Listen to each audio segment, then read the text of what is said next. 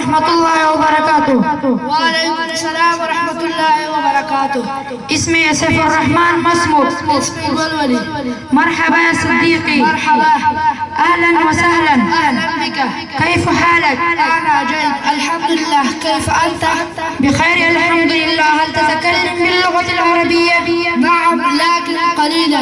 ما جنسيتك؟ أنا أفغاني. من آية محافظة أنت؟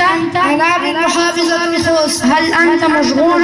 لا لست مشغولا. تفضل. أريد أن أسألك بعض المعلومات الإسلامية. حاضر سأل. أن نزل الوحي أول مرة؟ نزل الوحي أول مرة في غار حراء. من جمع القرآن في مصحوف واحد؟ جمع القرآن الأول مرة أبو بكر الصديق رضي الله في مصحف واحد. هل نزل القرآن جملة أم منجما؟ نزل القرآن منجما حسب الحوادث. ما فرق بين السور المكية والسور المدنية؟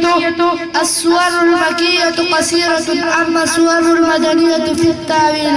أشكرك على مساعدتك. لا داعي الشكر. مع السلامة.